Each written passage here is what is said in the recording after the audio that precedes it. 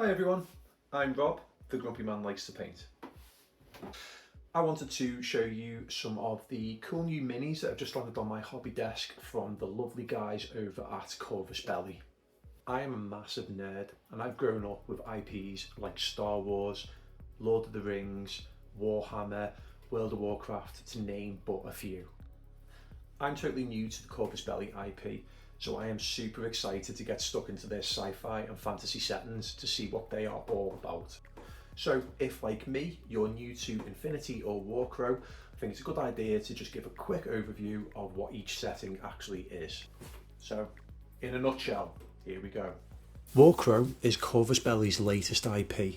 It's set in a new fantasy world known as Lindworm. Lindworm is a place of fantasy and magic, with the use of magic coming at a terrible price for those that wield it. The setting has a mysterious red fog that is advancing across all of the lands, which holds harrowing surprises for those that dare to cross it. Infinity is Corvus Belli's best known product. It is a 28mm sci-fi skirmish game. It's set 180 years into the future.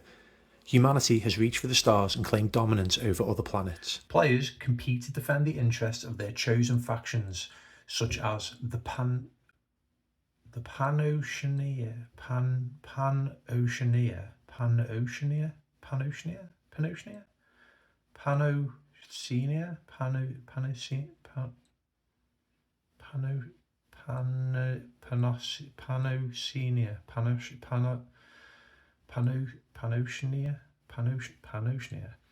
or the combined army of the evolved intelligence. Oh my god, I can't get my words out. So, with all that said, let's get stuck in and see what's inside the box. So, Corvus Belli have sent me across a sweet little bundle from their brand new release from their combined army called Next Wave, which I love because I can actually pronounce this one. Next Wave is led by Achilles. He's put together a force to become a shield for humankind.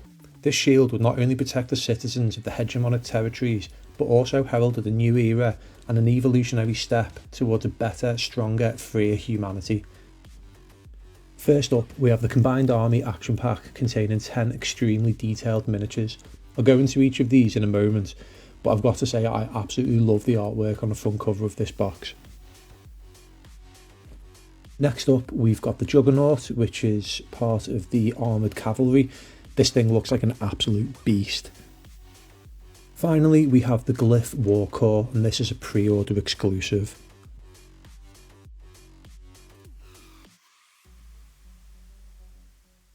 I honestly didn't know which to open first, but I settled the argument with a cheeky bit of OCD and followed the order that I opened the main box. Right, let's get started on the main action pack.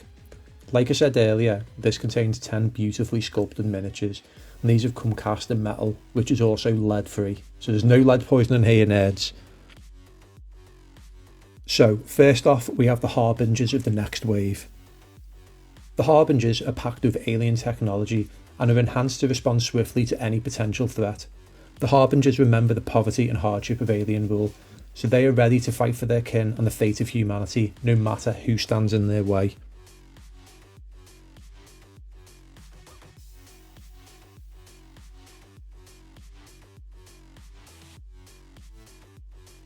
The next model is called Pandora, and she's formerly a member of the Steel Phalanx. Pandora is committed to defending humanity and defeating its enemies. She will do whatever it takes, she will betray anyone if necessary, and she will collaborate with whomever may serve her purposes, because her ultimate goal is the survival of humanity, no matter the cost or what terrible things she must do. This next model is called the Cliff Jumper. The Cliff Jumpers are fearless and daring acrobatic warriors in their next-gen wingsuits, always willing to engage in the most extreme actions and hazardous stunts in battle. Pushing their wingsuits to the limit, these guys don't think twice when making a transorbital jump headfirst at top speed into a fight.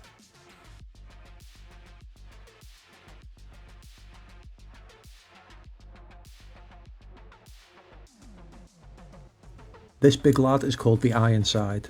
The Ironsides are the victims of an infectious bioweapon that altered and slowed their aging process, forcing them into an unwanted coma.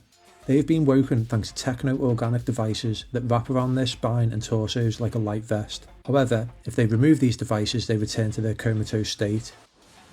When they go out on a mission, their sole aim is to lay waste to everything in their path, and the only thing their enemies can do is flee. Bit of a mouthful this one, but this is called the Contrabandolero. Essentially a badass mix between Robin Hood and Han Solo. They are smugglers and bandits, with contrabandoleros meaning smuggler bandits in Spanish.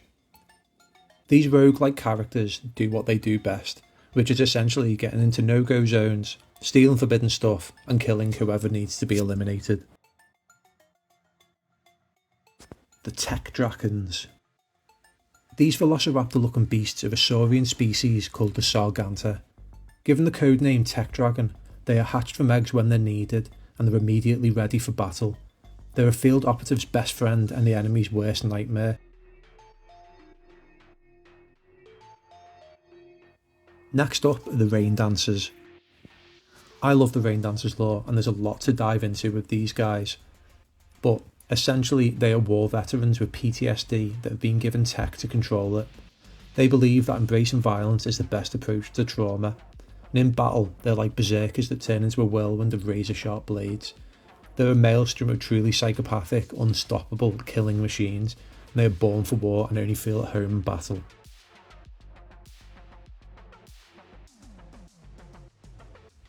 So that's it, that's the action pack for the next wave.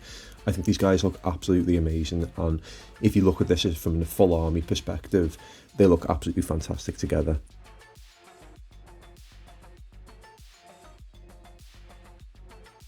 The Juggernaut. This absolute beast is the next wave's first armoured cavalry. The Jugger Beast and its rider are perfectly synchronised, and they share a responsiveness that transforms them into a single entity, the one they call the Juggernaut. They were given this codename to reflect their power as unstoppable forces of nature in battle.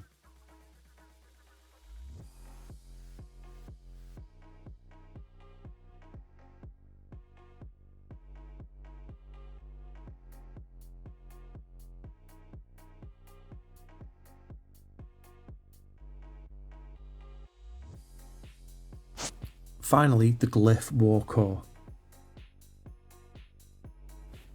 Okay, so admittedly I thought this was going to be a badass leader, since he looks like Vilgax from Ben 10. But the War Corps is short for War Correspondents, and they're essentially journalists in the field of battle. Their news reports are capable of shifting people's perceptions of a conflict, which is actually quite scarily close to what's happening in real life at the moment.